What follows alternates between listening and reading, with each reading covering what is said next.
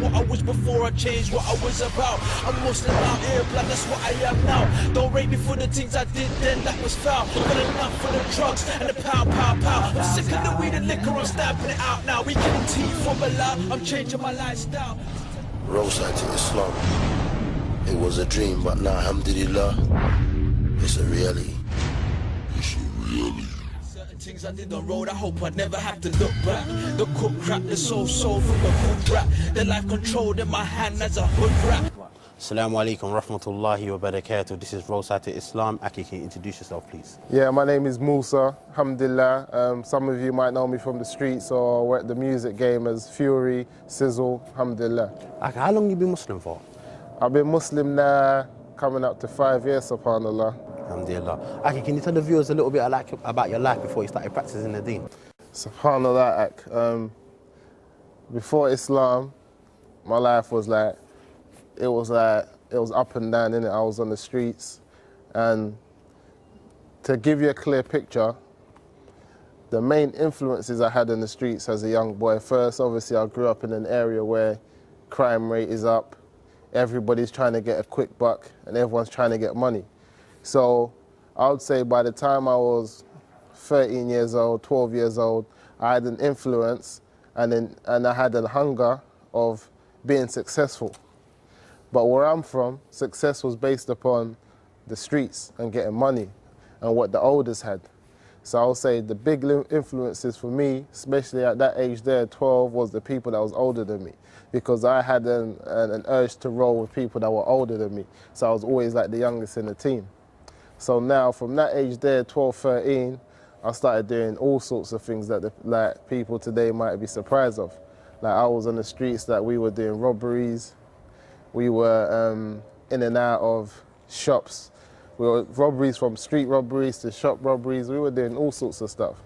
That way there, you know, it was getting a name on the streets. People would know who I was. By the time I was 15, getting kicked in and out of school. By the time I was 15, I was even driving a car to school. How about that? I remember going to my first auction after making a little money on the streets, buying a little £50 car, subhanallah, and like I was out there doing what I had to do. Getting on to 15, 16, now it comes a bit serious. Because now, before, when people are looking at you a bit young and whatever, now you start getting a deep voice, you start growing up a bit. So now people start taking you serious on the streets. And this is when I started getting into the drug game. The drug game was up and down until I hit about 17, when I was out there on the streets with the elders, and I was getting that real money. And my name was starting to fly about, and I was also putting in work on the streets. So it was just up and down. But at the same time, I was somebody that was respectful to the elders, especially to parents and people like that. And I would say that I was known to be a humble person, but handles his business. So once a month, maybe you might catch me in the church. On that Sunday, I'll be in there, because at the same time, doing what I was doing, I always felt like, you know what, there's something more than this. I felt like I wasn't utilizing my skills the best I could.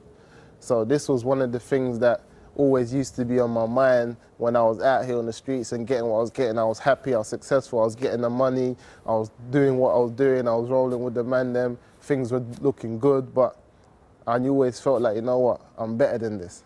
But this was something that you couldn't really speak about on the road, because you'll talk to the man them, you're all high, you're in the car, man's talking like, you know what, we need to get out of the hood, we need to get out of the hood.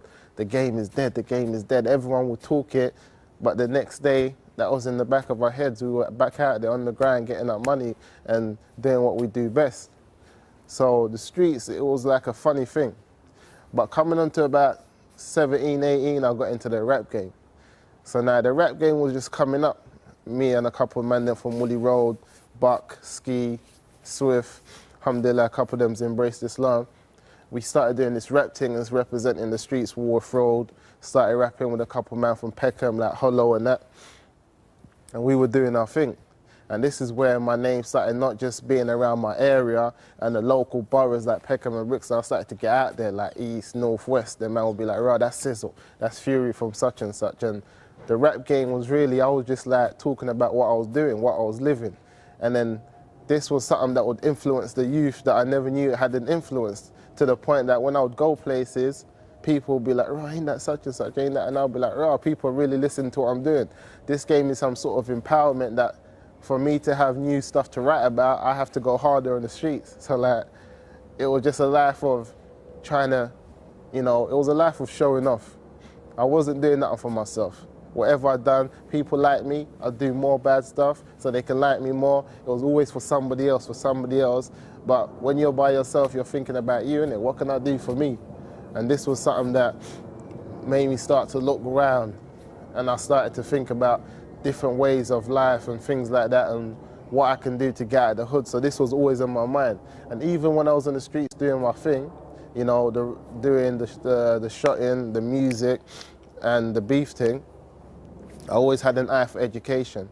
I always take that 6 months and do a 6-month course, and I'll be in and out. So a couple of my men, them knew me for that, right, even though I was on this thing, I was in and out.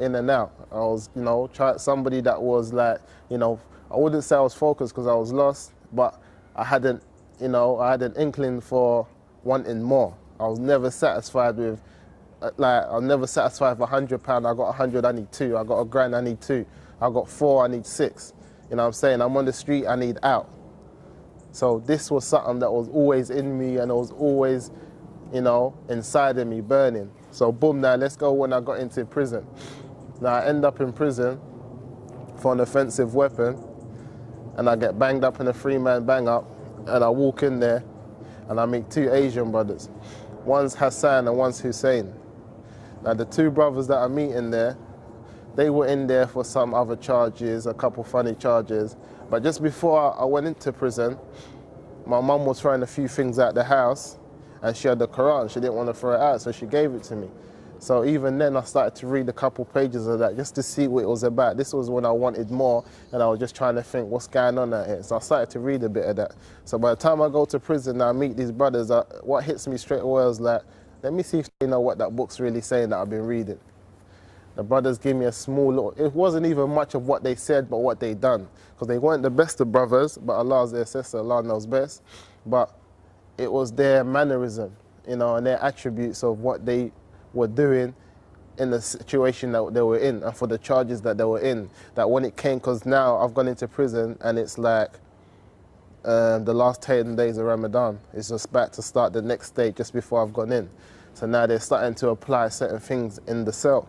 And I'm thinking, subhanAllah, what they're doing. They're staying up late night, they're praying Qiyam al-Layl, they're making dhikr, they're praying their salats, they're fasting and not eating to a certain time, and they're having strict rules and regulations.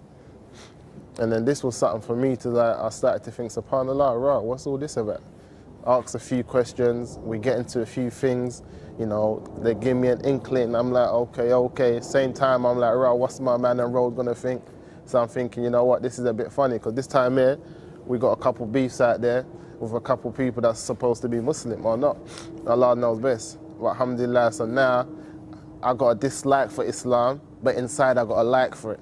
So I'm fighting myself, thinking like, this Islam sounds good, but them man on road are idiots. They're trying to do this thing, so I'm like, I'm in and out. But alhamdulillah, Allah give me guidance. I go into the masjid, I chat to a couple brothers, a couple people I didn't like, I see them in there, they're happy to hear that this is what I'm trying to do, and I embrace Islam.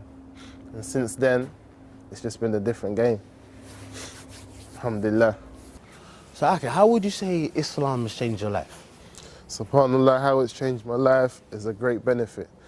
First, I've got to say Alhamdulillah, praise be to Allah. When I look at the benefits of how Islam's changed my life, it's just like I can't understand it. Like, one of the first things was like when I went out to Mecca last year, Ramadan, and I was with one of the brothers, I was saying to him like, 4 years ago, we were in Greece in Ayia Napa.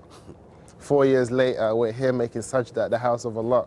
I'm saying this difference is major. I'm thinking like, I've been inside prisons, I've been around Europe, I've been in the darkest alleys doing what I do.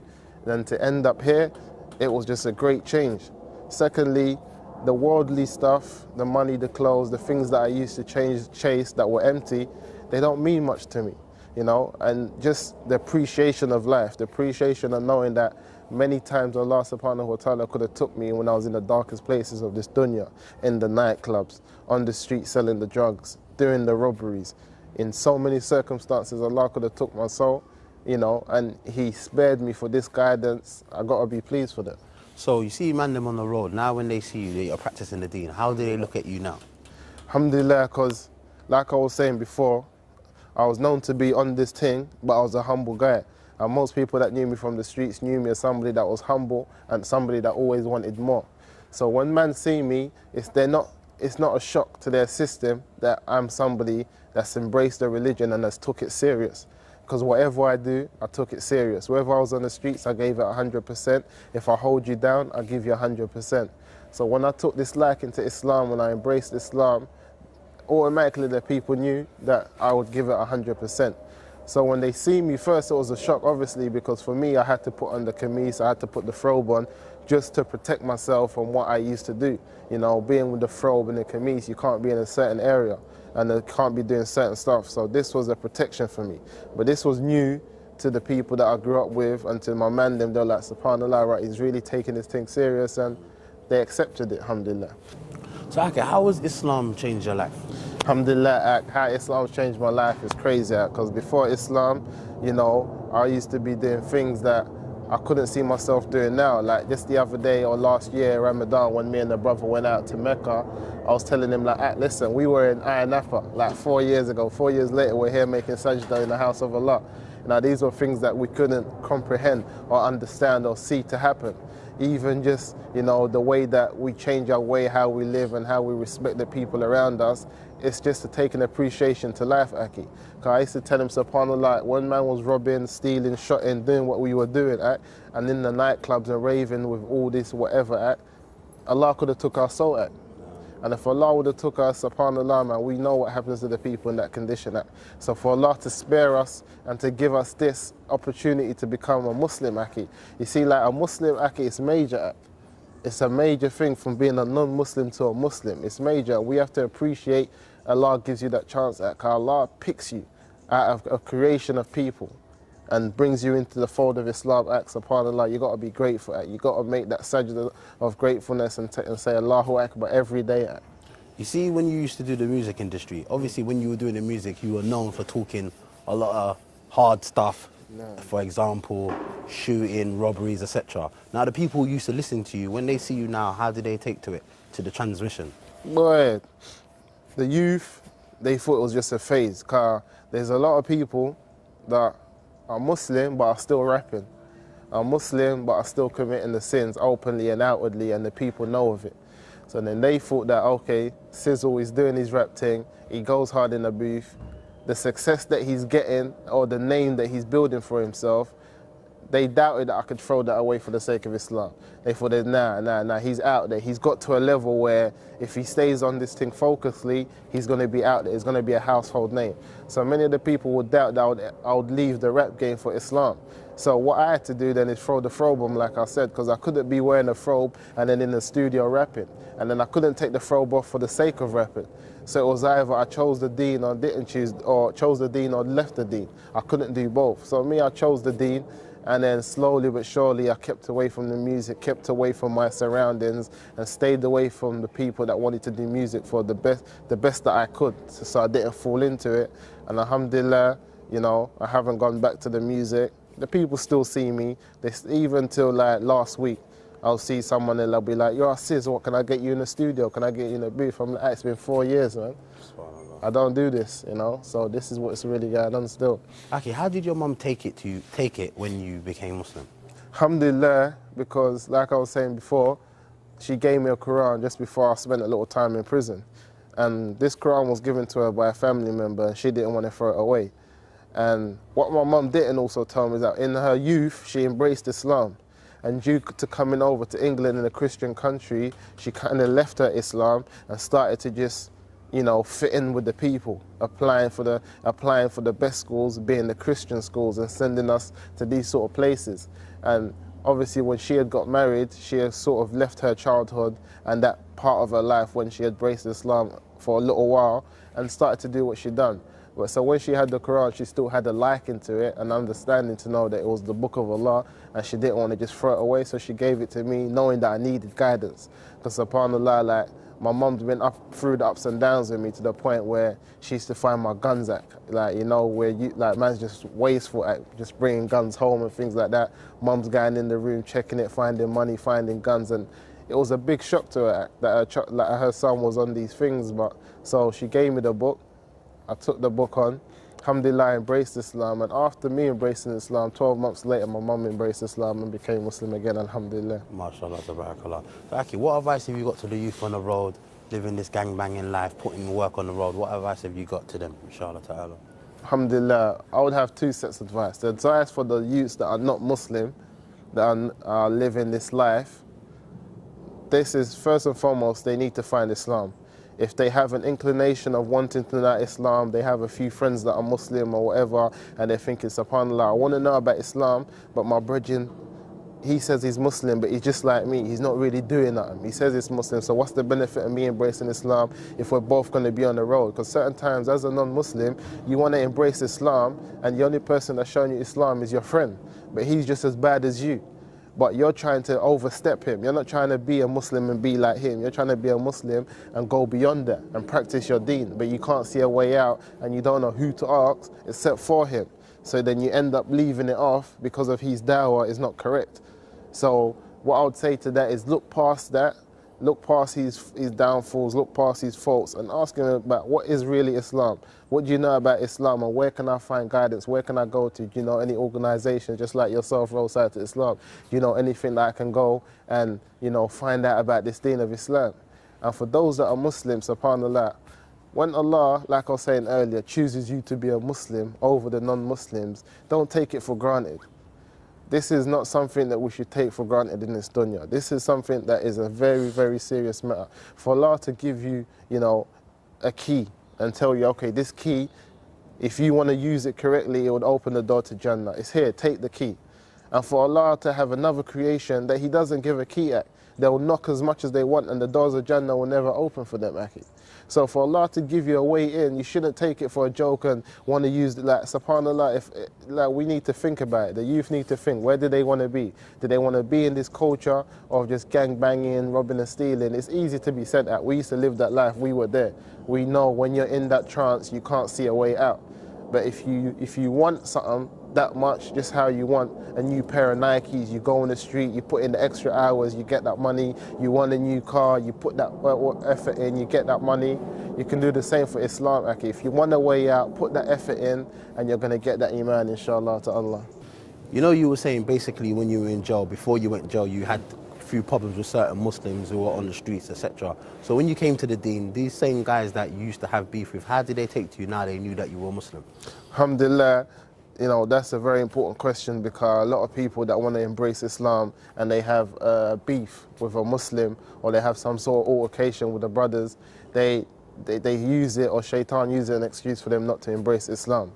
But alhamdulillah, when I embraced Islam, I had some doubts. You know, I used to keep away from certain masjids and keep away from certain people because I still had that, you know, that jahiliyyah in me, like, right, if man try it, I'll pull it on him. Like, regardless, because I didn't have that understanding and I didn't know that the brothers would embrace me how they did. And alhamdulillah, when I met up with a couple of the brothers, they embraced me and they were happy to know that, right, that beef is finished, we're starting a new thing and it's based upon friendship or based upon Islam. We're both a bit in and out, not knowing how to take each other, you know, seeing man the first couple of times, and man's like, right, is he Muslim? Not saying nothing, but then coming up to man, assalamu alaikum, right, you're on your thing, mashallah, and it just bridges the gaps. It bridges the gaps when the brothers are from two different areas, and alhamdulillah, you know, it was good. And I'll tell most brothers, if you're out there and you're thinking, yeah, I want to embrace Islam, but I've got beef with certain people, don't watch that, man. Allah subhanahu wa ta'ala put something in their heart act where they embrace you and they just leave the history behind, you get me? All right, before Islam, you were saying that obviously you used to sell drugs, etc. So you were making a lot of money. Yeah. Now you've come to Islam, obviously you've left that life behind. How do you adapt now that you were used to getting so much money, now everything has changed? How do you adapt to this lifestyle now? Yeah, that's another important question, that car. Before Islam, getting that money, man, we're getting money, we're counting paper.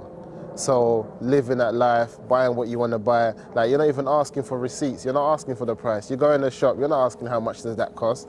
You're just like, yeah, I like that, boom, take it to the till, you're copying in it, you're doing what you do, and you're living the moment. You don't have time to stop and think like, subhanallah. You're not budgeting. There ain't no budgeting. Only what you're saving. You put your stack away and then you spend and you do what you want to do. So now embracing Islam, getting married and having a family and having to work, it's a shock to the people. And this is something that can be a downfall for the Muslim, where you think that, nah, I'll never get a job. I still need to shop. Alhamdulillah, I'm Muslim, but the only thing I'm going to do is shop. I want to give up smoking, I want to give up rapping, I want to give up meeting girls, I want to give up all the other stuff that you used to be upon, but I need to sell drugs because I can't get a job. But really, when I embraced Islam, like I told you before, I was somebody that when I do something, I do it 100%. So when I embraced Islam, there weren't no 50-50 at. Shotting wasn't an option.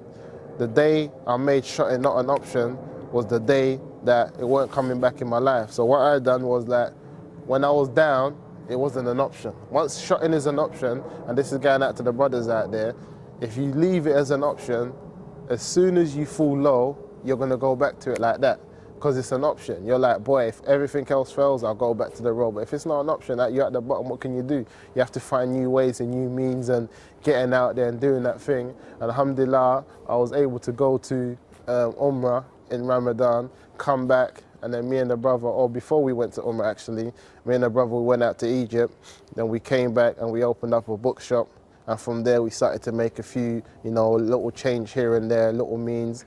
And I was just putting myself out there. Alhamdulillah, Allah provided for me, got me a job. And the money that I'm making at the job, I used to make that every day, every 2 days, Like, it's just stupid money, but alhamdulillah, the benefit is you can see the benefit at, because £100 now takes me further than £100 used to before. I spend £100 like this, Aki. Now I can buy something for £100 and pull it in my house and it lasts for like three months, Aki. It's still there, you're still seeing the benefits. Like, I'll give you an example. Water bill come in the other day, the water bill for 3 months, or 4 months was like 150. That 150 paid the water bill for 4 months. Come on, that would have been a quick pair of Nikes, you know what I'm saying? In and out. So that's the benefits that there of, leaving that alone and just believing in Allah, having tawakkul in Allah, inshallah. Another question I wanted to ask you, basically, even sometimes when I'm talking to non-Muslims and I'm trying to tell them about the deen, they love to use the excuses that, look how many Muslims I know.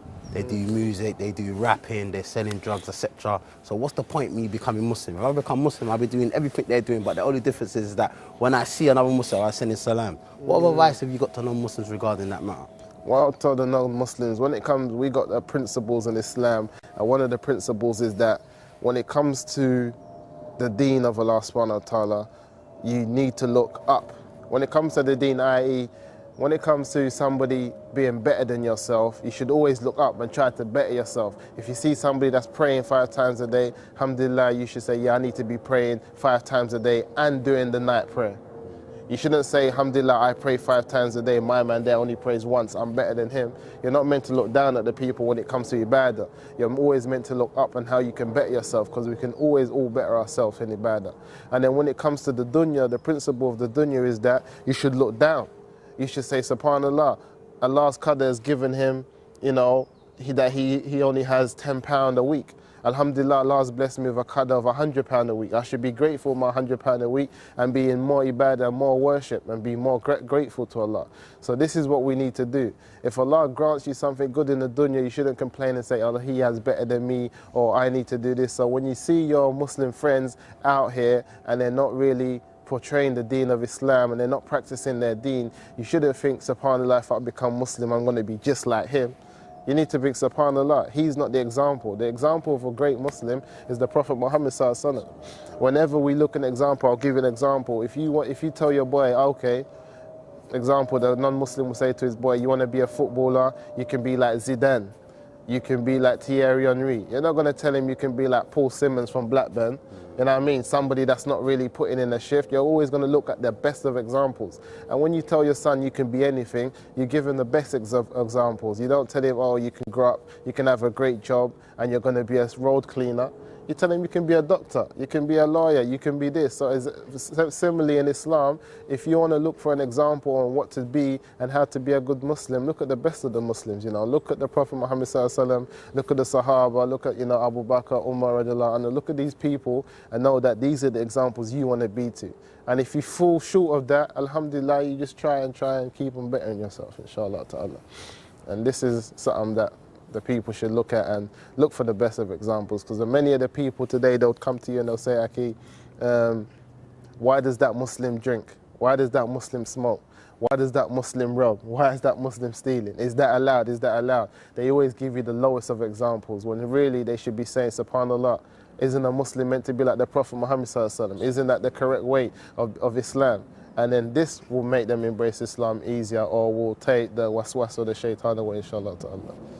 Jazakallah khairan. To see more exclusive interviews, go to www.roadsidetoislam.com. Assalamu alaikum wa rahmatullahi wa barakatuh. What I was before I changed what I was about. I'm Muslim out here, blood, that's what I am now. Don't rate me for the things I did then, that was foul. But enough for the drugs and the pow, pow, pow. I'm sick of the weed and liquor, I'm stamping it out now. We getting tea from Allah, I'm changing my lifestyle.